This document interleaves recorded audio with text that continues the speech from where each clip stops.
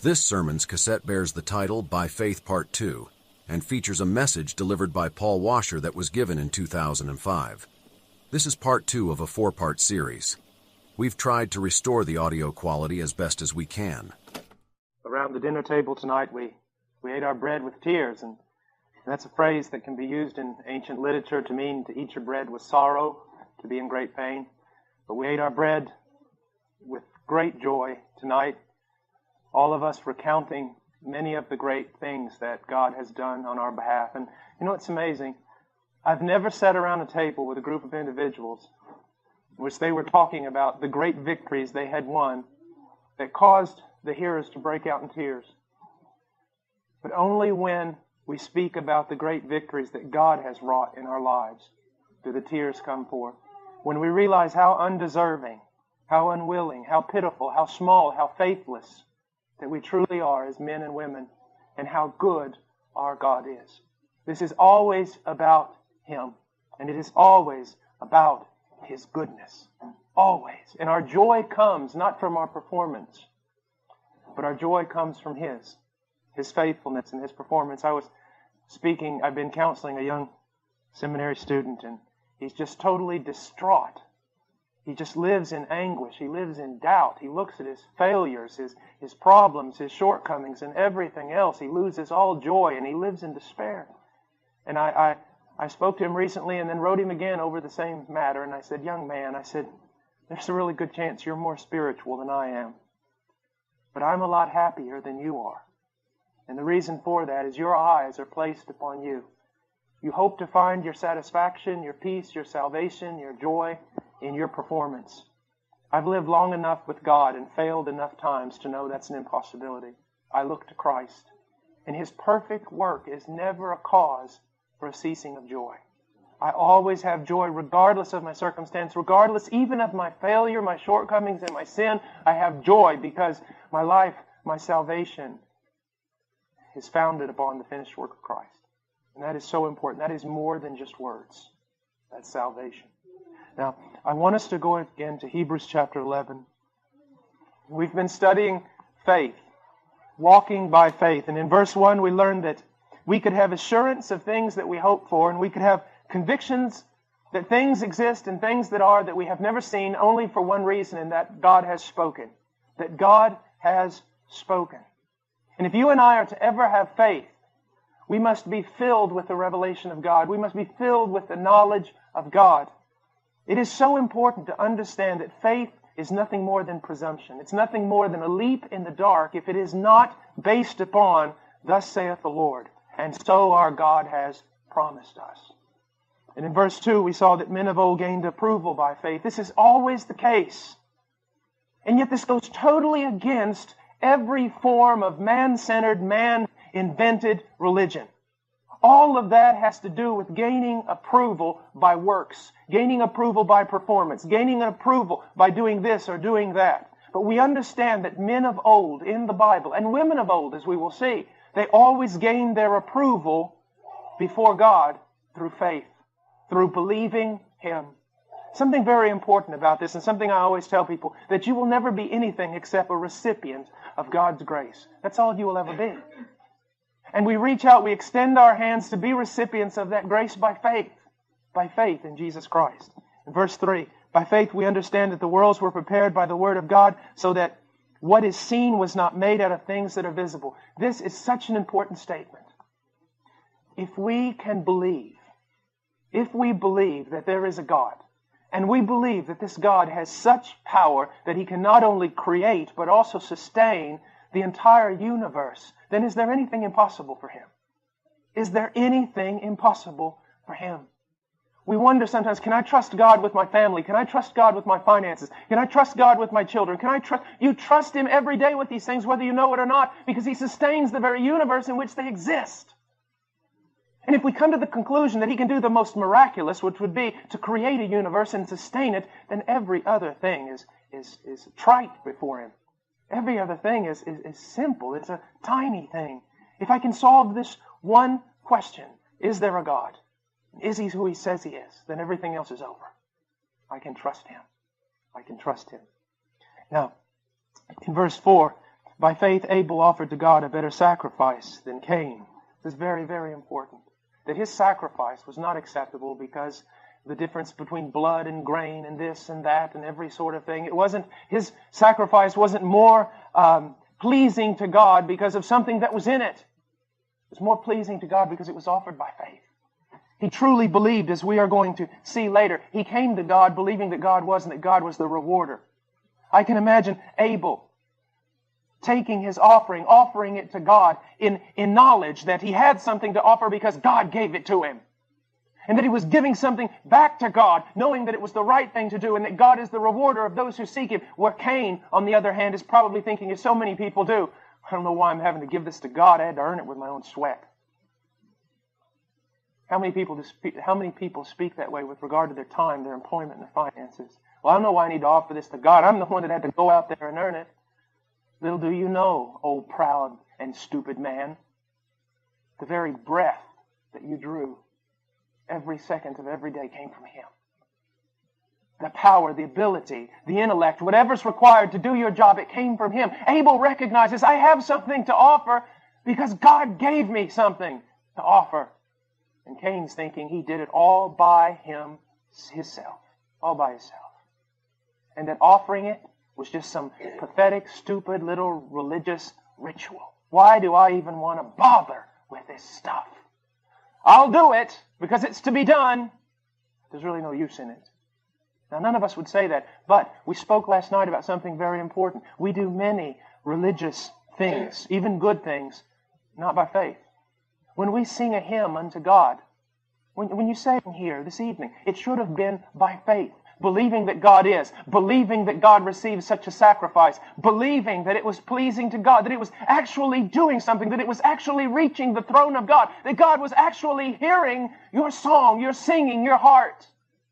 It just wasn't some empty religious activity that you were doing. This is also good for the servant of the Lord who is burdened by many, many years of service and many, many years maybe of not seeing much fruit, but realizing, no, there is a reason to offer. There is a reason to give. By faith, by faith, by faith. And then we see that through which he obtained the testimony that he was righteous. Something very important. Righteousness comes through faith. Always through faith. And this is very important because faith is the opposite of works. And being the opposite of works, it is also a denial that God could ever be a man's debtor. Do you know when I study religion and I study things of that sort and study cults and everything else that sometimes I have to study, I'm well aware of something. That every religion on the face of the earth, with the exception of true Christianity, is a religion of works. Now, why is that? Why are men glad to receive a religion of works and yet will practically kill a messenger who comes to them and says, it is free, it is a gift, receive it by faith? Why is that? I'll tell you why, because men want to be God. You say, well, what on earth does that have? No, men want to be God. Men want to be the greater. You see, the lesser is always blessed by the greater. When you have a religion of works, what you're saying is, you have blessed God. You have made yourself greater than God. God is the one receiving from you. And now, God owes you because of the things you have done. And that's why men love works so much. They would rather have a religion of works than a religion of salvation through grace and by faith. But we see that men have always been approved. They've always been declared righteous only by faith. And then it goes on in verse 5, by faith Enoch was taken up so that he would not see death. And we spoke about that last night. There's a very, very important part here. It says, and he was not found because God took him. I love that. I would like for God to do this to me. You say, well, that's preposterous. God doesn't do that anymore. Where did you read that? God can do it if He wants to. God can do anything He wants to. But I would like that to happen to me. I really would. It would be nice not to die. It says here something very important. He did not see death and he was not found because God took him up, for he obtained the witness that before his being taken up, he was pleasing to God. Now, who witnessed this? God witnessed this. God witnessed and saw that this man was pleasing. Now here's something very important to the carnal Christian. There is no such thing, but people who call themselves Christians, though they live in carnality. Here's something very important. There is a doctrine out there that seems to say that men get saved, yet they never really grow in the Lord. They never have a passion for the Lord. They're always carnal. They never grow in sanctification. But bless God, they're saved. And then when they cross over, they're transformed when they're in heaven, and they become pleasing to God. But look at what it says about Enoch. He was pleasing to God before he was taken up. Before he was taken up, he was pleasing to God. Do you know if you could take away absolutely everything of motivation in the Christian life and just replace it with one thing, if you could just 24 hours a day or every waking moment live with the greatest motivation to simply be pleasing to God. Not to do great things, not to be an important person in Christendom, not to be well known, not to be well thought of, just one thing. I desire only one thing of the Lord, and that is to be pleasing to Him. Not to satisfy self, not necessarily to satisfy others, but to be pleasing to God. That's your one goal. What would that fix? Absolutely everything. You say, well, would it fix my marriage? Yes, it would. Because your problem in your marriage is always trying to please yourself. If you set it upon yourself to please God, then you wouldn't have any problems with that selfishness anymore. You say, will it fix my relationships? Most certainly it would. Would it make me a better father? Yes, it would. Would it make me a better mother? Of course. Would it make me a better church? Yes, it would make you a better church. To have one goal. I desire to be pleasing to God. What do you desire? Well, I want to get out of seminary. I want to be in a ministry somewhere. Oh, really? And what if God doesn't want either of those things? Well, I want to get out of college and I want to get a job and go to... Oh, really? We'll have movers and shakers a lot of times. Those are the, kind of guys in Christianity that just know how to move things around, know how to get things going, know how to motivate. Sometimes I talk to these guys and they go, well, what's your vision at HeartCry? What? What's your vision at HeartCry? Jesus Christ? No. What do you want to do? Because you get scared when they start asking you these kind of questions. Get up in the morning and pray, and then I want to read the Bible, and I want to love my wife when she comes downstairs. I'm going to play with my children and go over Ian's Bible verse. Then I'm going to go to church and I'm going to pray with Darren. No, what's your vision? I said, I don't have a vision except for Jesus Christ. I don't want to be anything. I don't want to be a big shot. I don't want to be important. I don't want to conquer the world. I just want to be pleasing to God today, and that is enough. That is enough. And strive as I might, I haven't attained that goal, so why should I look for another? See, the more I walk with the Lord, the more I realize this childlikeness stuff is really important. Visions. Should we have a vision except Christ? Isn't He the heavenly vision? Should we have plans? I mean, what sort of plans? Daytimers, they don't really work well in planning ministry. I know the necessity of organization. I know the necessity of all that, but what I'm trying to say is simply this. So many times we can have plans and schemes and all sorts of things that we want to do and we want to be, and even in the name of the Lord, and yet they're all just fodder. They're all just sawdust.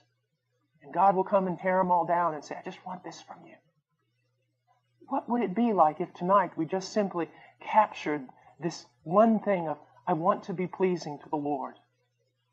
When we dismiss, while we're sitting here listening to the message, my thoughts, I want them to be pleasing to the Lord. And when I walk around and meet with brothers and sisters in Christ, well, in that time of short fellowship, I want to be pleasing to the Lord. And when I go home tonight and sit around the table over those marvelous cookies you made, I might say, over those cookies, I want to be pleasing to the Lord.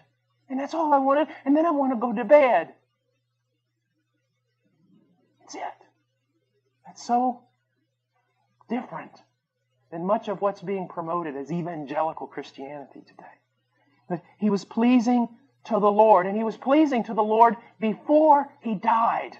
This is such an encouragement to me. It is such a great encouragement. Now, here's something that I want you to look at. Now, a lot of times when we hear about Old Testament saints and things like that, we canonize them. We make them into people that they weren't. We think too much of men. When I look at Enoch and I think of this man, I think of what was he as a young follower of Yahweh? I mean, how was he? Didn't he probably stumble like me? Didn't he probably grumble like me? Didn't he have all the faults that I have? Wasn't this life of his of walking with God? And I mean, he had hundreds of years to do it. It wasn't a process of growing, but in the end, he was so pleasing to God that God took him. I love what one old preacher said. You've probably heard it 1,000 times, but his explanation of this, I'll never forget. As a little boy, I heard him saying this. He said, well, this is just very simple to explain. Enoch had grown so accustomed to walking with God, they were walking one day and walking, and Enoch just forgot how far he'd gotten away from home, and God looked at him and said, Enoch, we're closer to my house than yours. Just come home with me. I look at this, and I have had the privilege in my life of knowing men like this. Old men and old women, saints of God. And they carry upon themselves this mark. One time a college student said, sir, you're a man of God. I said, no, I'm not. I'm 42. I'm a boy of God. You've got to be at least 65 before you're a man of God. They carry upon themselves this mark of having walked with God. They carry upon themselves this mark of having been loved by God and even chastised by God. They're broken. They're different. They glow. And then they go to be with Him. It gives me great hope. Now I'm in the middle part of my life. I've walked with the Lord just a bit over 20 years. And there is enough in my life to discourage me to think that I'll ever make much progress. But there is Scripture that calls me on to hope that I will make progress. That in the end of my days, Paul Washer will be pleasing to God because it is a thing that the Lord will see to. That it will be done. And He'll see to it in your life. He who began a good work will finish it. He will finish it. He will finish it. He did that in Enoch's life. He'll do that in ours.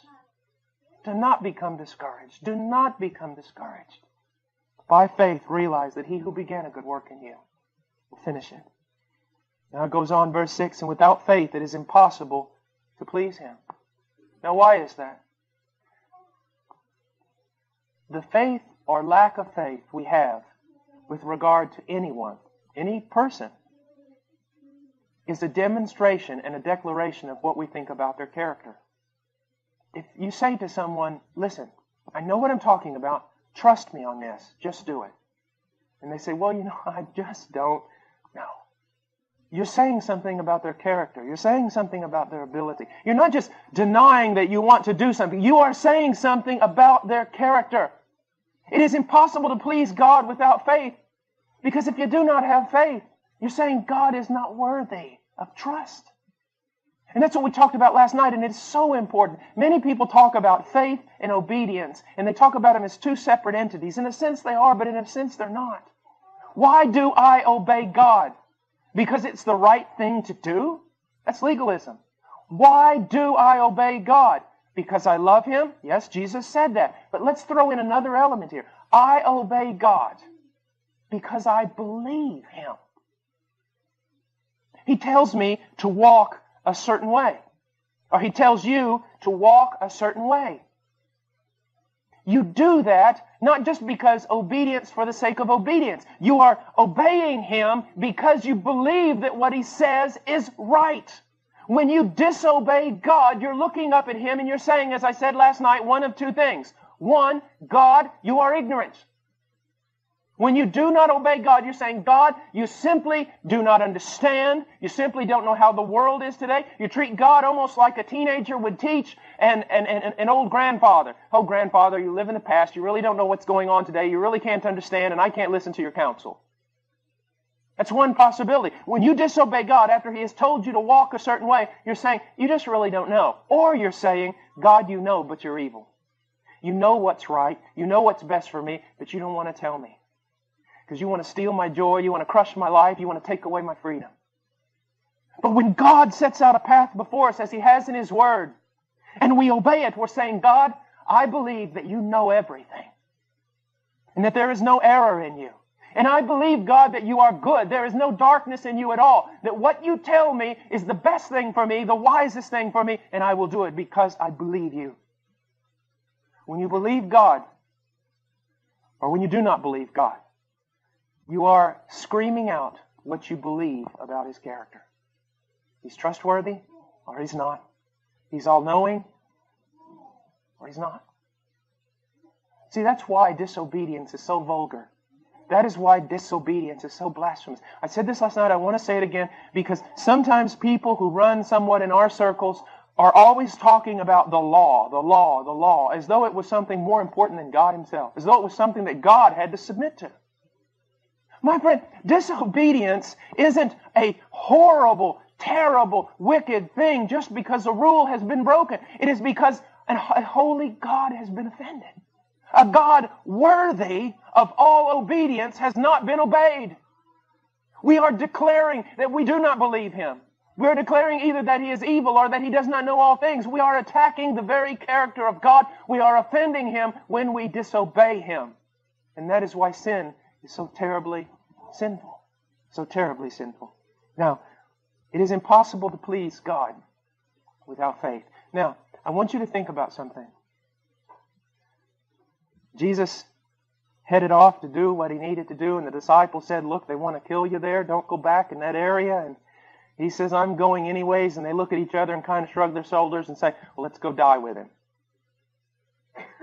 Now, in a sense, they were loyal. In a sense, they were being devoted. But they weren't believing. They were doing something, believing that it would result in nothing. You say, well, what are you trying to say? I'm trying to say that there is I hate to use this word, but there's a real optimism in faith. There is a real optimism in faith. And I know you can take that and do silly things with it, so don't. But there's a sense of being optimistic that when God has commanded me to do something, there's a reason for it, and there is an end result. Although I might not see the promise, although I might not grasp it in my hand, there is an end result, there is a reason. I will do this. Why? Because God is true. Because He is, and He is the rewarder of those who seek Him. If I obey Him, there is a reason for it, an end result that is good. I see so many people that almost treat themselves as though they were martyrs and martyred by God. I'll serve Him for the sake of nothing. I had someone come up to me one time and they said, you just give so much to God and being a missionary and doing all this stuff. And I said, what are you saying? Well, you're just so, humble and giving and full of piety and so selfless. I go, man, you have been reading all the wrong books. I said, you've got it all wrong. He said, well, then why are you in the jungles of Peru and doing all these things? I said, because I studied finance at the University of Texas. He said, what? I said, yeah, I studied, a lot of things like that. I was going to be a lawyer, and I was going to, investments, and I studied all that. That's why I'm doing this. He goes, what are you talking about? I said, I'm talking about investment. That's what I'm talking about. Young person, I'm talking about investment. It has very little to do with piety. It has very little to do with being selfless. It has to do with, do I believe that God is and that He is the rewarder of those who seek Him? I have one life, and as I was sharing to the young people this afternoon, this is not a dress rehearsal. I don't get a second chance. I have one life. Now the question comes down to, how am I going to invest it? If God is, and He is the great rewarder of those who seek Him, then seek Him I shall. I mean, I've got two options here. I've got two portfolios. Don't I? I've got Satan, CEO of a company called the world, sending out every kind of advertisement possibly I can be bombarded with to invest everything I have in him. I don't know about you, but if I'm going to do any kind of investment, I'm going to check out the CEO. I'm going to check out the company, and I'm going to check out those who have invested and see how well they are doing. Well, I'm going to tell you something. I've looked at the CEO. He's never kept a promise as long as he has existed in his fallen state. And I've looked at his company. It is in shambles. It is in absolute shambles. And I've looked at those who have invested their lives in His way, and they are in hell. And I don't want to seem trite. I don't want to seem irreverent or anything. But I've looked at the other portfolio, and there stands the Lord Jesus Christ. Truth incarnate. Faithfulness incarnate. Selflessness incarnate. Who's laid down His life on my behalf and offers me a kingdom that will not perish. This has nothing to do with some little missionary and his piety. This has to do with finance. This has to do with investment. How are you going to invest your life? Do you believe that God is and that He is the rewarder of those who seek Him? Do you believe that? Do you believe that this world is passing away? Do you believe that there is a kingdom coming? Do you believe in things that eyes have not seen and ears have not heard? Have you caught a vision of the one who died, yea, rose again from the dead? Have you had a glimpse of His faithfulness? I was very young, very strong. I'm middle-aged. Tomorrow I'll be old. Just imagine right now, if for the last 20-some years I had been an unbeliever and invested my life in this world. Here I am. I'm 42. I'm not going to get stronger. I'm not going to get younger. I'm definitely not going to get better looking. What's happening? I've hit the other side. And if I had invested these last 22 years of my life in this world, as I stand here right now, would I have such joy? No, I would be saying glass half empty instead of glass half full. I would be saying half my life gone, the rest of it, it's just rolling downhill. But you see, it's completely the opposite for me. This candle is going out because the sun is rising. When the sun rises, you don't need candles. I've got max. Who knows? My luck, I'll have to live here till I'm 120. But, 40 more years. 20 in Christ has flown by. 40 is going to go faster. And then I'm there. You say, yes, the end comes. No, the beginning comes. The beginning. The beginning comes. So here's the question. Do you believe that God is? Yes, I do. Well, do you believe that He is the rewarder of those who seek Him? Then seek Him, that He might work out His purposes in your life. Don't worry about the purposes of others, the purposes of God in others, just God's purpose for you. Seek Him. A lot of people today, they don't want to talk about rewards, and a lot of people, that's all they do is talk about rewards. I talk about rewards because the Bible talks about rewards. Now, I don't have a clue as to what they are. I just know much has been promised to me. I just know that God is, and He is the rewarder of those who seek Him. I hear sometimes people will say to an old saint or say to a missionary, you've given up so much, and they just look at the person like, you don't even have a clue as to what I'm doing, do you? I've given up so much. What does that say about your view of God? What have I given up? Sin? Death? The grave? A torturous, meaningless life on this planet? What have I given up? Please, write out the list really quickly so I can speak to God about these things. Surely He'll want to know. What have I given up? And something else that's very important. Some of you, He will call to be missionaries maybe. And He will send you to the most horrible places on the face of the earth. And maybe even you'll die there on top of a mountain half frozen and starving. I don't know. And others of you He will make very, very successful. And cause you to prosper in all your ways. But demand of you the same dedication to use what He has given you for the advancement of His kingdom. You see, it's not God's purpose for me that ought to be thrown on you. Or your purpose for God should not be the thing I'm striving for. Or God's purpose for you should not be the thing I'm striving for. God has called you. God has given you a specific purpose. God has commanded you to seek Him and to believe that if you do seek Him, He will reward you. And that way manifests itself in so many different manifestations. Can you believe God? Can you begin to seek Him in your life? You know, so much in our world and so much in Christendom, so much of our culture is designed to build a wall around us so that we don't listen to God.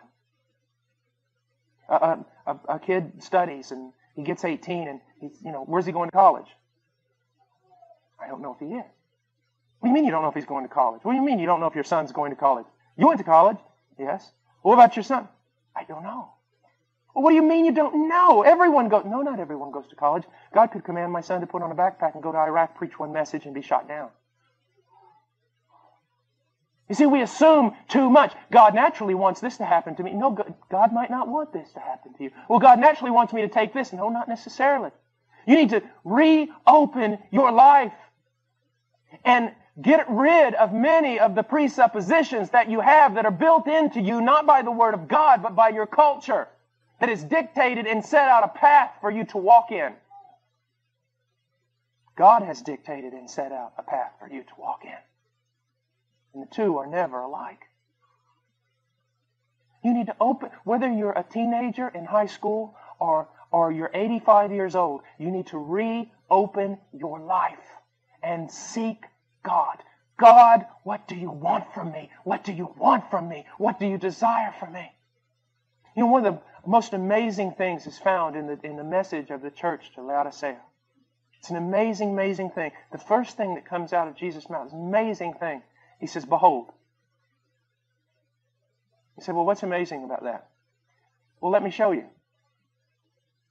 Behold. It doesn't make any sense that I should say behold, does it? Why? You're all looking at me. Now, if I was in the back of the room and you were all looking in the opposite direction, then I would say, behold, turn around, look. That's what's so amazing about what Jesus says to the church. The first thing He says is, behold. When He gives that great admonition, behold, I stand at the door and knock. When He gives that one admonition, behold. Why does He say that? I'll tell you why. The church is looking in the wrong direction. And He has to call their attention back to Him. And you know what? I'll just bet this, that church in Laodicea is looking in the last place that they saw Jesus. Now, what do I mean by that? So many times I told a missionary one time, he was talking to me, an old missionary, and he said, Brother Paul, tell me about what's going on. I said, well, Brother Trammell, I said, Peru is God's will for my life. He goes, hold it. He said, Peru is not necessarily God's will for your life. He said, Peru is God's will for you today. And he said, and if you close yourself off from God thinking that Peru is God's will for your life, you could really miss out on what God's going to do in the future. It's the same way with you. Possibly Jesus came to you and said, behold, I want you to do this. And so you started going, but you fall into the trap of this is God's will for my life. And you're missing the fact that maybe now He wants you to go into another direction, or maybe He wants you to run in a different way or do a different thing. And so we always have to be seeking Him, always believing that He is the rewarder, never getting trapped in some spiritual rut thinking, okay, this is what I do, this is what I do. Now God doesn't have to talk to me anymore. We have to believe. We have to believe that He's the rewarder of those who seek Him. And you have to begin seeking Him again if you're not seeking Him now. Every aspect of your life, you ought to seek Him. Every aspect. I don't care what it is. You're going to go buy a pair of socks tomorrow. Lord, I'm going to go to the store today. Need some socks. Give me wisdom. Help me. You ever stand in a mall and just sit there for 4 hours trying to figure out which tennis shoes you should buy? You can't even decide what tennis shoes you should get. How are you going to make major decisions in life without the will of God? Every aspect of our life. I was teaching the young people today. It was young people. I didn't use this word, but I use it often. You're practical atheists. There is so much you do in your life, so many decisions that you make in which God is not involved. There is no idea of deity here. There's no idea of sovereign ruler here. Every aspect of our life, God should be consulted. We should seek Him, seek His wisdom, seek His direction. What do you desire from me, O Lord? Because I believe that you are the rewarder of those who seek you. He is. He is. Let me just stop here for a second and say something very, very important. You've probably sung songs or heard songs that uses the word Adonai. It's a word that means Lord, owner. It was often used by the Jew in substitution for the word Yahweh. It's one of the most beautiful words in the Bible. And of all the Hebrew words in the Bible that describe a relationship with God, that's the one most dear to me. Because it means owner. Not just Lord, but owner. Adonai actually has the idea of owner of a house. It's the owner. Now, in that relationship, God is the owner and I am the slave. Okay? Now think about this. Because this will set you free if you can learn this. God is the owner and I am the slave. Now, as a slave, slaves actually slavery can be actually very liberating. As a slave, I get up in the morning, I go to bed at night, I have only one concern as a slave. The will of my master. That's it. Think about talk about reductionism, simplifying life. I only have one concern, the will of my master. I get up in the morning, Master, what is your will? Midday, Master, that was finished. What is your will now? Go to bed, right before bed. Master, I'm going to bed. Tomorrow, start again. They said, well, what's great about that? I'll tell you what's great about that. Slaves only have to be concerned with one thing, the will of their master. They don't have to be concerned with what they're going to eat, where they're going to live, who's going to protect them, shelter them, absolutely anything. Why? Because that's the master's job. The slave only has to be concerned with the will of his master, and the master has to be concerned with absolutely every need that slave has. Do you know how beautiful that is? How wonderful that is. They say, what are you saying, Brother Paul? We should all quit our jobs? No. What you've got to learn is Christianity is not worked out just in the context of full-time ministers. Christianity's worked out in the context of every believer. Every believer is a slave of God. I have a doctor in the audience tonight. A doctor, he gets up in the morning. Yes, he's got to look at patients. He's got to do all this stuff. He's got to figure out stuff. But underlying every bit of that is only one thing. What's your will? Well, God says, it's my will that you be a doctor. That you be good at it. But underlying all of that, there's just one question. What's your will? And then what happens? Then God has to take care. It's almost a covenant relationship the word Adonai describes. I have made covenant with God to do one thing, to be His slave and to concern myself with His will. God has made covenant with me to take care of me and my own. And in 20-some years of walking with God, He has never broken His covenant. I have broken mine. He has never broken His. There has never been a time a need has not been met. There has never been a time I have not been cared for. He is the rewarder of those who seek Him. Make this a little pastoral. I was at a church in Barranco in Lima, Peru that was, while I was pastoring it, it grew. It had about 200 people. It was going extremely fast. A lot of things were happening. And a man who was used of God to really be a blessing to me down there, he came to me one day and he was watching all the services and all the activities and everything that was going on. And he walked up. He's like the Apostle Paul of Peru. He's a little bald-headed man.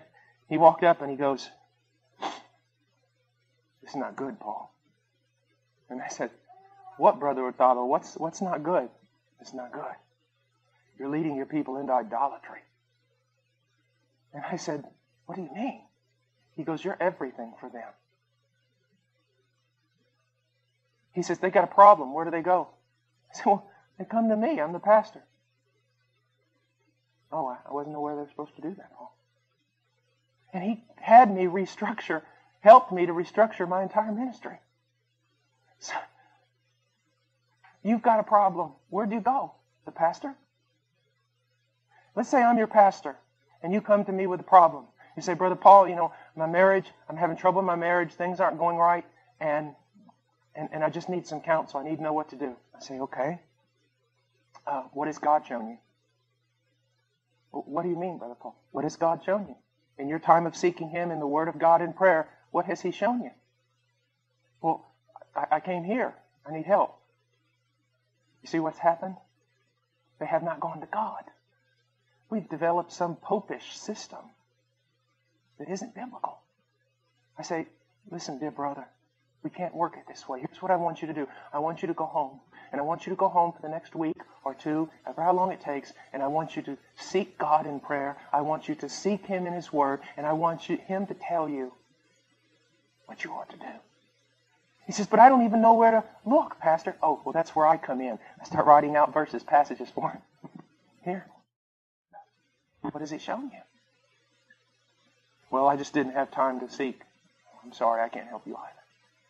Or, Pastor, I've sought, but I've still some confusion. And well, now I can work with you. You've gone to God. You're seeking God. You're believing that He is the rewarder of those who seek Him. It is to take the congregation and to not substitute ourselves and put ourselves in the place of God, but to lead the congregation to run to God with every need, to be there in counseling, to be there to help clear away confusion, to be there to help with doctrinal issues, but to always send the congregation immediately and first of all to God and teach them to learn to seek God and to believe that He is and He's the rewarder of those who seek Him. We have to be very, very careful about the things that we do in church. Very careful. Is to turn to God. To whom do you turn? When you've got problems and different things in your life that are going on, usually we'll confide in a friend even before we'll confide in God. Usually we'll talk to all sorts of people, get all sorts of opinions, but we won't wait upon God. Or we'll cry out to Him for a minute and then become discouraged and immediately get on the telephone. Whatever happened about enduring in His presence and waiting upon the Lord? When the Bible talks about waiting on the Lord, it's usually always in the context of trials and needs and confusion and problems. But we want a quick fix. We want something to happen now. We want to go to a man. We want a king. When we should be seeking the only one. The one who is the rewarder of those who seek Him. I remember growing up early in my Christian walk, being in a church with a tremendous, tremendous pastor. And throughout my life, I've known, my younger life, I had the privilege of meeting men that were tremendous, tremendous men of God. And you know what was so amazing? God never allowed me to enter into any of their inner circles. God never allowed me. He never allowed one of those men to befriend me. He never allowed one of those men to take me under their arm. I always felt like I couldn't figure out, why am I the outcast? I mean, all my friends are discipled by Him. They won't even look at me. And sometimes it was resentment. Sometimes I would get mad. I think, well, what am I? Just some dead dog somewhere? No one wants to help? I knew God was training me. He wanted me to learn to look to Him and to Him alone. He sent me to Peru for years and years alone with no missionary organization, no anything. Just a little church in a cornfield back in Illinois that was willing to send me. Wanted to teach me. Look to me alone. Alone, alone. I'll give you no king. I'll give you no help. I will be your helper. Now, can God use men in mentoring and discipling? Of course He can. Can He use women in mentoring and discipling? Of course He can. Are there a lot of people who influence our lives and help us in our daily walk? Of course, all that is biblical. But when it comes down to it, with everything in your life, whom are you seeking? Whom are you seeking? So many people want second-hand revelation, don't they? Moses, we can't stand to be in the presence of God. You go there and then you talk to us. What a thing they traded off on that day. What a privilege they traded off on that day. Can you go to your pastor for counseling? Of course you can. But to whom should you go first?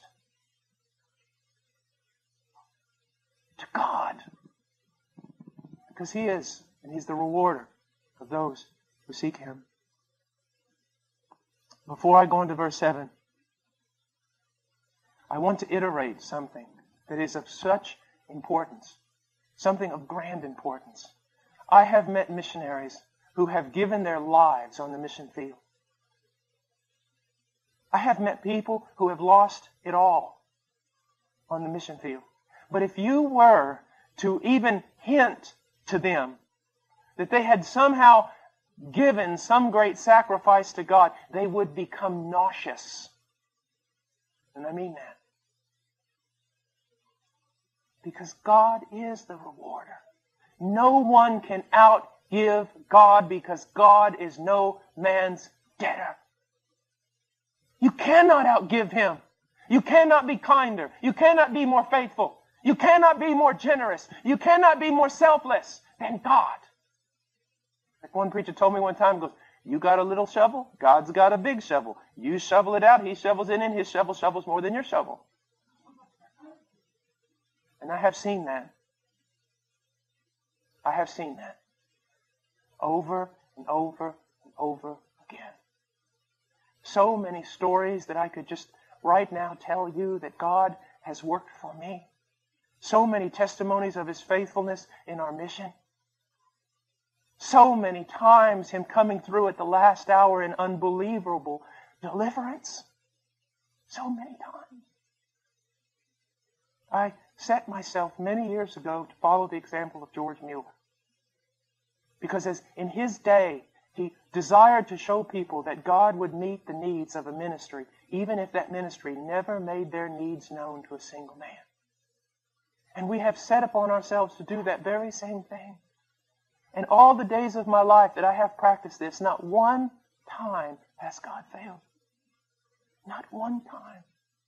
We were in tears this evening talking about God's faithfulness in the mission, because if some of you know of George Mueller, he would present a presentation twice a year, once a year, about how God met all their needs. Now, he would never make that presentation when they were in the midst of a trial, because he didn't want people to see that they had needs and then be motivated to give. He would always wait until the trial was totally over and the victory was won. About 2 months ago, for the first time in my life, I sat down in my office and I felt God say, okay, now, write. Tell, write from this day forward of my faithfulness. That was in November. We support almost 90 missionaries and their families. And we tell no one our need. In November, the moment he told me to start writing, support stopped. It stopped. We were at the 25th day of November and not one missionary on the field had been paid. The staff had not had salaries for a month. And yet not one staff member went hungry. Not one staff member failed to pay a bill. As a matter of fact, all of us got together and figured out that somehow we prospered more without getting a paycheck than when we got one. And then it started coming, and God met every need of every missionary. He has never one time failed. Never one time in all these years. Do you read how many missionaries? 90 missionaries and their families. Do you know what that requires? And do you know that God has met it every month, every year, and never one time has He failed? Never once having to call, never once telling someone our need, and then all of a sudden, people just start giving. Go out to the mailbox after receiving almost nothing, and the mailbox is filled. God has never failed. Never failed.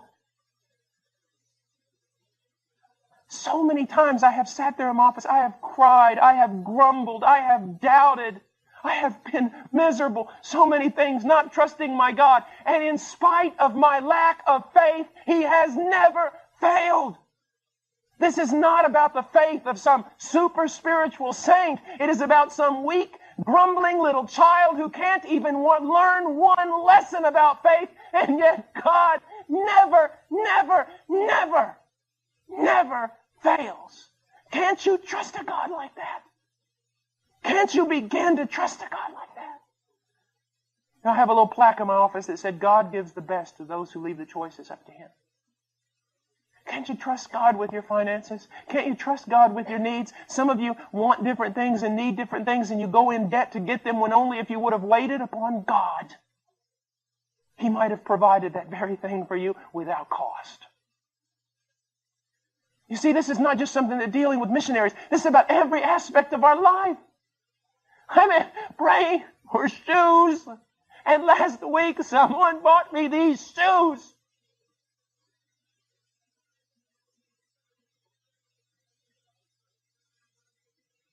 Do you see what I'm saying? Every need of yours, lift it up in prayer. Every need of yours into prayer. God so much appreciates, so much loves. Prayer is so much a part of who God is. Why? Why? Prayer to me is like singing in a round. Do you know what singing in a round is? You know, sing hallelujah to the sing hallelujah to. When you sing something and sing it back. Singing in a round. That's the way I see prayer. Someone asks, well, how does the sovereignty of God and prayer and all that work together? Well, I'm going to explain it all to you right now. This is the way I look at it in a simple, childlike way. God sings to me a prayer. In His sovereignty, there is something that He wants me to ask Him for so that He can get glory out of giving it. And so He sings to me a prayer so that He will lead me into praying a prayer that I will pray back to Him and that He will answer. Well, why doesn't God just give it? Because He wants double glory. See, if I didn't pray for it and He just gave it, I would give Him glory for giving it. But not only do I give Him glory for giving it, I give Him glory for answering prayer. Singing it around. I had a friend, Herb Williams, and I love him so dearly. You know, when I get around a bunch of Calvinists and they start bad-mouthing Arminians, I just think about, oh, Herb. He loves God more than I think I ever will, and he's as Arminian as he can be. And if that offends some of you, well, you can just get glad in the same pants you got mad in.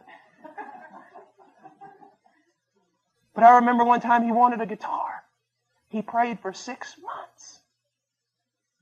And one day he walked out at like 8 in the morning, getting ready to go to the ministry. We all worked in a street ministry. And he opened the door, and there on the board was a guitar.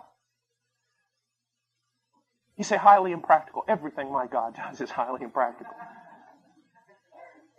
You see, one of George Mueller's greatest desires was that people would see the ministry that God had given him, and that those people would trust him, would trust God to meet their daily needs, would trust God to take them by the hand and lead them. My greatest desire for HeartCry is not missions. It's really not. The main purpose of HeartCry, and God would never allow me to do it before, would be to tell people He never fails.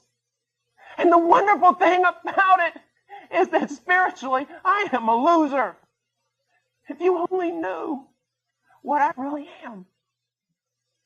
If you only knew how much I whine, how much I doubt, how much I'm faithless.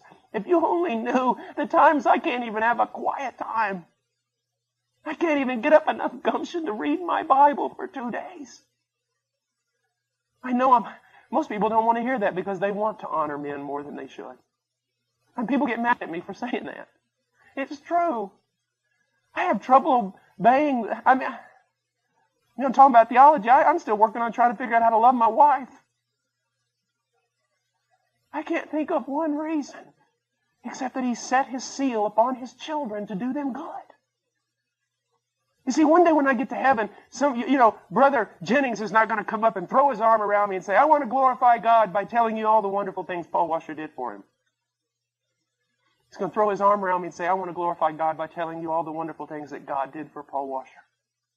You see the difference? Do you see how twisted we can become? Well, if I can only reach this spiritual level, if I could only learn to pray this way, then yeah, God would do that too in my life. That is just stupid. Do you know what my most powerful prayer is? The most powerful prayer, I mean when I'm in trouble, when I have to pull out the big guns. You know what my most powerful prayer is? The one that gives me most comfort at 3 o'clock in the morning in the dark? This. Lord, you know, I'm going to bed now because you know.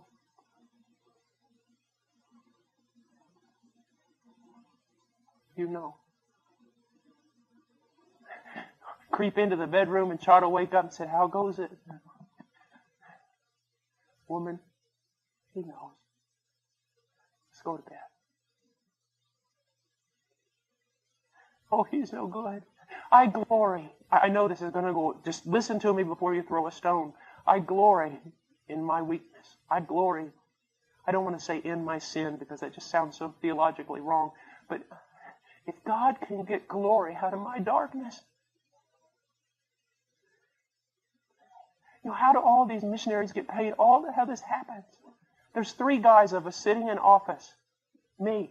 a Lutheran who's been converted now, goes to my church, who's been a Christian for about 4 years. John Green from England. He didn't even know how to tie his shoes. And he's been converted for about 1.5 years. And we get in there and sometimes, what are we going to do? Well, I don't know. Pray. God, help us, God. That's it. And He does. And He does. I remember one time when the blessings, this was so funny because God showed this to me and Darren at the very same time, to the point we looked at each other and started laughing. There was a time, it was like 1 year ago or 1.5 years ago, I forget, and it was just like all the blessing cut off. Everything. And I walk in the office and Darren's in there and we're praying and then we start talking. I said, Darren, is there some sin in my life? Is there some sin in your life that's blocking God's blessing on us? As soon as I said it, I looked over at him, he looked over at me, and we just busted out laughing. And I go, are you thinking what I'm thinking? He said, yeah, I'm thinking what you're thinking. I'm going, well, a couple months ago, God was pouring out blessing all over the place. I was just as sinful then as I am now. So that can't be the reason. Now, I'm not making light of sin, and I'm not making light of holiness. You ought to hear me preach on holiness. It scare you to death. But the point that I'm trying to make is that God is not doing this because men have done something. God has set His seal upon His people to love them and to answer their prayers and to be faithful to them. You see, if it was any other way, you would walk out of here tonight, especially some of you young Christians, thinking, man, gosh, if just one day, hopefully I could arise to Paul Washer's level of spirituality and faith, then God would do something great through me. If that's the way you feel, come listen to me pray sometime. You'll walk out of there going, God can help this guy. He can help anybody. He can help anybody. He is the rewarder of those who seek Him. And here's something about seeking God. It doesn't have to be a lot of noise. I know I'm telling you a lot of things just from experience tonight, but I want you to realize this. How unorthodox seeking can be as long as it's seeking. I remember when I first set up on myself to seek the Lord. I know it was a sovereign work of God because I don't know how this would ever happen in my life. It was never repeated. But when I was a young Christian, God set it up on my heart to seek Him. And He gave me grace so that hours a day I was seeking Him. And I've all these promises, seek the Lord and, He'll show Himself to you, and all this different stuff. I'm quoting from Jeremiah and Matthew 7:7. And it got turned from minutes into hours. And that's something because I fall asleep all the time when I pray. I really have this problem. When I first started seeking the Lord, I said to myself, Lord, I'm going in there in that closet. I went into the closet. Because they said prayer closet, a literal closet. Took all the clothes out of it, went into the closet. I said, Lord, I'm going to seek you, and I'm not coming out of there till I know you or until I die. 15 minutes later, I fell asleep, and all my roommates came home, found me in the closet sleeping. They said, this Christianity stuff has just gone wild. So I took an alarm clock and set it for 15 minutes, because that's about how long I would last praying. I'd go sleep, it'd go off, I'd wake up, I'd set it again, start praying for another 15 minutes. And something unusual started happening. As I prayed more and more, I said less and less. To the point where it was simply this. Lord, it's now 4 months and 6 days. I've been doing this. And you haven't come yet. I'm here again. And I'll be here for the next couple hours. Okay. I'll see you tomorrow. Just wanting one thing. God, you said you would come. I don't have anything else to say. I'm just going to wait here until you do. And come back tomorrow. And come back the next day. And the next day. And the next day. You still have not shown up. I was a young boy. I knew nothing of the presence of God. I knew nothing of the power of God. I know nothing about how terrible God can be. Get ready to go to there was a Bible retreat in Colorado or something for college students during spring break. And I thought, man, that would be great. And I felt like God said, no, you're not going there. Go out to the hill country of West Texas and sit on a hill. I would walk around that hill for 4 days, walk around there, grab rocks and throw them up at heaven so they would hit the gate. I'm still here and you have not answered. Irreverent? I don't know. Maybe it's the most reverent I've ever been. I'm still here. It's been so many months and you have not come. And then one day he came. He came. You seek him, you will find him. He came. You say, how do you know he came? Because when he comes, you know it's him. He came and touched my life. And not everything changed, but some things tremendously changed. I can tell you right now that the presence of God is more real to me in this room right now than the presence of any of you looking at me. And I am not making big flowery statements. God is my witness. What I'm trying to tell you is that Christianity is not just a few things you do. It is not just a little quiet time. I hate that word. Quiet time. It's like, okay, it's like putting your wife in a closet and coming to her at 4:30 for a half an hour saying you can come out now, and then at 5 o'clock putting her back in there again.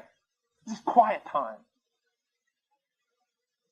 It's not just this quiet time. It's not just this rules of do's and don'ts. It's not just being faithful for no reason at all. No, there is a God out there, and if you will seek him, he will be more real to you than anything. More reality in him than in all the faces you can see with your physical eyes.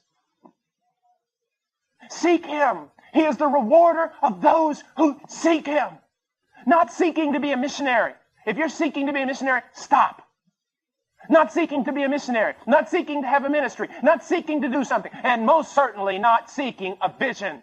Unless it be a vision of Christ. I seek thee. Lord, I come here with noble purpose in my heart.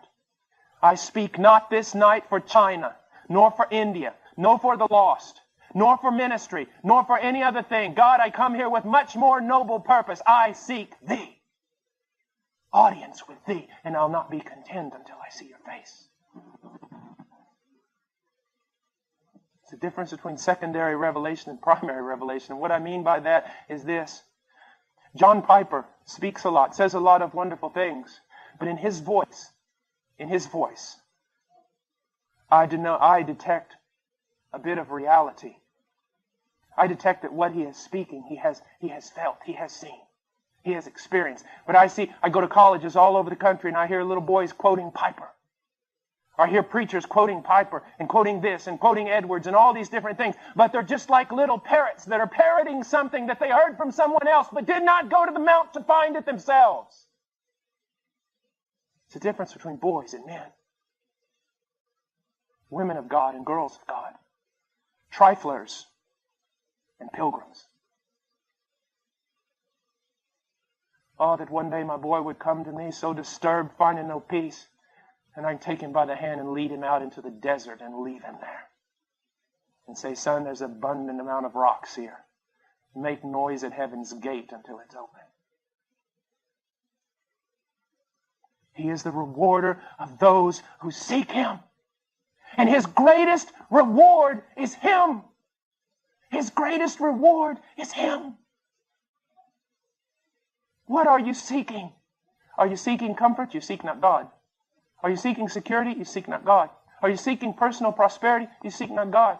Are you seeking a ministry? You seek not God. Are you seeking to do great things? You seek not God. Seek God, Lord. On this day I choose this, Lord. Before you, with all the angels listening. Take whatever reward might be accounted to me. Whatever thing in heaven that might be granted to me, and take it away and replace it with a greater portion of you. And that will be enough. That will be enough. He is the rewarder of those who seek him.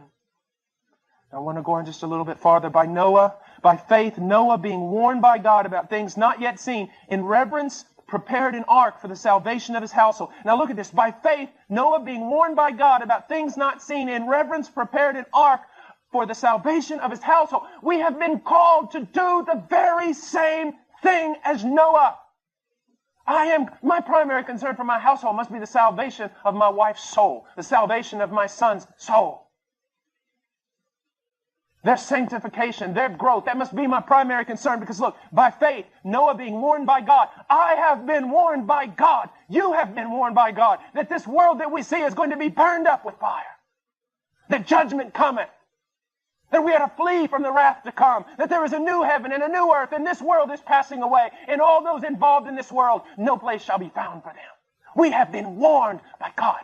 And when God sent His Son, He sent His Son to warn. You have been warned by God. Now, by faith, you must decide, does God tell the truth? Does God know what He's talking about? If He does, you better respond. If He doesn't, then quit playing Christianity and go out and clench your fist and curse God's name. We have been warned of God. Young person, why do you not get involved in the tantalizing things of the world? You have been warned by God. And you believe Him. You believe Him. Noah was warned by God about things not yet seen. Here we go back to faith. Here we go back to invisibility. Here we go back to standing upon not blind faith, but God's Word. I have never seen the destruction of a world. I have never seen the coming of Christ with countless angels arrayed in garments of war. I have never seen the wrath of God poured forth in indescribable measure. But I have been told of such things. I have. I have not seen them, but He has told me, and He has told you. He has warned us. And so how are we to respond? By faith. What does it mean? By faith. In reverence, He prepared an ark for the salvation of His household. Now, the word that's important here is reverence. The worst way to not show reverence is to ignore. I mean, even if you get angry with somebody, it shows some importance. But when you just totally ignore them, like the worst thing to do, anybody who's ever done street preaching, the worst thing is not when everyone gets mad at you and gathers around you and starts arguing with you. The worst thing is when you stand out there in the middle of a tavern street or something and start preaching, and people literally walk by you like you don't even exist. I mean, you want to feel foolish. I mean, you talk right in someone's face and they look right through you like you're not even there. How did Noah reverence God? He believed God. And he believed His warning and he acted upon it. Sir, you show no reverence for God when you do not heed His warning by faith. When you do not heed His warning in your household by faith, you do not reverence God. You are not taking His warning seriously. The Bible, one of the reasons why the book of Revelation is written in apocalyptic literature, that means symbols and signs and everything, is because I'm convinced it is speaking of the judgment of God. Why? Well, for this. Apocalyptic language, in my opinion, if I had to write a definition, apocalyptic language is when the prophet sees something so beyond the human mind to comprehend that it almost sends him to the border of insanity. And he cannot understand it, and not only can he not understand it, it is so awesome, so otherworldly, he cannot describe it. And so he is there just grappling for words, trying to do the best he can with this limited human language to describe something that goes beyond the mind to comprehend. And that's why the Bible goes into apocalyptic language when the wrath of God is described. It is so far beyond anything for the mind to comprehend. You revel in the fact that the love of God is beyond description? Well, then tremble at the fact that so is His wrath. And Noah, he showed that he reverenced God because when God gave the warning, he took it seriously. I've got one task now. Build an ark for the salvation of my home. Build an ark. That's an amazing thing because no one ever seen it rain. Hey, well, you build an ark out in the, you start building an ark right in the middle of Missouri. Hey, what's going on? Are you out of your mind? An entire investment of your life, the massive work involved in this. Why are you doing this? Because God has spoken about things not seen. And I believe Him. You may be a college student and you've been, on the road to prosperity and everything else, and God does a work in your life, and you go home to your parents and say, I'm going to be a missionary, something like that. They go, the sacrifice, the loss, the everything else that you're going to have to go through. Why on earth would you make a decision like this? Because I've been warned of things not seen. They're offering you the most incredible job in the world in that place. I mean, it's just like you're going to triple your salary, you're going to do this and that. Why don't you take it? Because I've been warned of things. That doesn't go along with the will of God. And he built an ark for his household. I tremble at being a parent. I'm so afraid. I know my inability to teach, my inability to lead, my inability to know when to discipline. I know the depravity of my children. That they deserve hell. I know the only hope for them is God. But I know that I'm called to prepare, to act, to heed the warning in reverence, to do all that I can. He goes on, now this is very, very important, especially for those of you who are involved in work. I don't want to say secular work because there's nothing secular for a Christian. Those of you who are not in full-time ministry, you're out there in the factories, you're out there in the plants, you're out there in the stores, you're out there doing the work, you're out there farming. I want to give you something that maybe will help you. It says, he prepared an ark for the salvation of his household by which he condemned the world. I have a friend right now, his wife, about a month ago, just left him and the boys. Gone. Just left him for another man.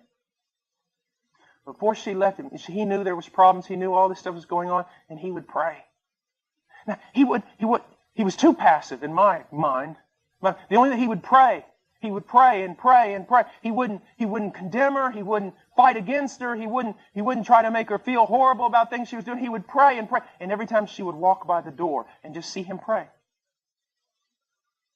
she hated him. She'd say, "You religious hypocrite, you this, you that." He wasn't talking to her. He wasn't rebuking her. She was not even in the picture. He was talking to God, and she hated him for it. For the same reason that when Noah built that ark, he condemned the world. When you, sir, sit down at your factory and you go over by yourself, you don't do anything to anybody else, you're just lunchtime at your factory, and you go over there at the lunchroom and you sit down with your meal and you fold your hands just to pray. You're not making a big scene or anything. You're just asking the Lord to bless your meal, and someone cracks some wisecrack remark to you and gets mad. You didn't say anything to them. You didn't judge them. You didn't do anything, but now they're calling you holier than thou, hypocrite, goody two-shoes. You think you're better than everyone else, and you haven't done anything. Why? Because one act of faith and righteousness, when a wicked man sees that, it rebukes him and condemns him. Even though you don't say anything. You're at your job at some store somewhere, and there's several of the salespeople there on the floor, and they're all telling you, you're sitting there, and they begin to tell a joke that's off-color, that's not right. You don't say anything bad to them. You don't tell them they shouldn't do it. You just calmly and politely and quietly walk away. And the moment you do it, they begin to call you everything that they can possibly call you. They begin to hate you. Why? Because when the wicked see the righteous, it condemns them. It condemns them. That's why if you're simply living a righteous life, there's power in that. You don't have to be a flaming evangelist that jumps up on top of a bench somewhere and starts preaching to everyone. If you live as a righteous man, you will undergo persecution, and people will see you, and people will be affected by your life. Noah built an ark and condemned the world. That's one part of that meaning. But another part is this: do you condemn the world? Just really quick, look in chapter 12, verse 2. Fixing our eyes on Jesus, the author and perfecter of faith, who for the joy set before him endured the cross, despising the shame. Do you despise the world? Do you despise the world? There is a healthy, sensible way in which you and I are both to despise the world, to condemn it, to treat it with contempt. Or to treat it as something not a part of us. The Peruvian pastors used to get a big kick out of it all the time. One of them asked me one time, says, "Brother Paul, one day they'll make you president of the United States." And I said, No. I said, "That's never going to happen." He said, "Why?" I said, "I would never step down from my high position to be something as small as the president of the United States." And they remembered that for years. They used to laugh about that. "Brother Paul, he's bigger than the president." But in a way, it is to despise, to treat with contempt this world. You are not my home. This is not my place. This is not my time. You will not come into my household. I have nothing to do with you, and you have nothing to do with me. I have been crucified and you're crucified to me. How dare you bring that into my children? How dare you bring that into my household? How dare you tempt me? That sickens me. Your world nauseates me. And we don't go about saying that verbally. We don't go around saying that. But there is a real sense of burning zeal in the heart of a Spirit-filled Christian in which they look at the world with contempt. They despise it. Just like Jesus despised that shame, he turned his nose up to it for the joy that was before him. You'll not affect me. You'll have no power over me. I won't back down from you. There's a fight out there, folks. A real fight. I'm not talking about political conservatism. I'm not talking about right wing or left wing, because in my opinion, both wings are on the same bird and it's no count. I'm talking about a real spiritual battle. We are to be praying. We are to be watching. We are to be guarding. We are to be going on in our faith. Condemn the world. The cross before me, the world behind me. I'll not be like Lot's wife. I'll not turn around and turn into a pillar of salt, a lifeless, stupid thing. I'll not put my hand to the plow and then take it off. I'll not run back to my fishing boats. I'll walk the way of the Nazarene. And that's what Noah did, and that's what I appreciate so much about Noah. It says, by which he condemned the world and became an heir of the righteousness which is according to faith. Here we go again. This is what's so wonderful. It's not just Abraham. We hear the same thing about Abel. We hear the same thing about Noah. This righteousness that we so desire to be clothed with, this righteousness that gives us perfect standing before God, is by faith. It is always by faith. Always by faith. And tomorrow morning we're going to start with Abraham. But I want to encourage you to condemn the world, to turn your back on it, to lift your nose to it, to treat it as a disgusting thing, not worthy of an heir of salvation, to turn away from it. And I want you to look to God as the rewarder, as the one who is, and the one who rewards his people, and the one who is faithful on behalf of his people, the one who can be trusted. To live at risk, that's what we're going to talk about tomorrow. To live not knowing where you're going. To follow him, that's all you need. Remember what I said last night, an illustration of faith? It's not looking across an abyss and seeing a very narrow road that you're going to walk on. That's not faith. Faith is looking across the abyss and seeing no road. No bridge. And God saying, step, because I said step. And when you step, you find it was there. But then you look for the next step, there's nothing there until you step. It is a daily thing. God wants you to walk all the days of your life, just like Enoch. Just like Enoch.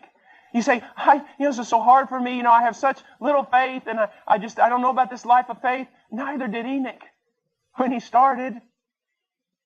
But he came to know greater and greater measures of God's grace and goodness, which built up his faith. Do the same. And don't get trapped into this mold of, I heard from God back then. Well, God might be speaking now and telling you to go in a completely different direction. Are you living at risk right now? That's what we're going to talk. I want to talk about it tonight, but I don't have time. The risk. Are you living at risk? Someone asked me one time, Brother Paul, real quick, definition of faith. Definition of faith would be this. Oh, Lord, if you do not move on my behalf this very moment, I'm dead. That's living by faith. Let's pray.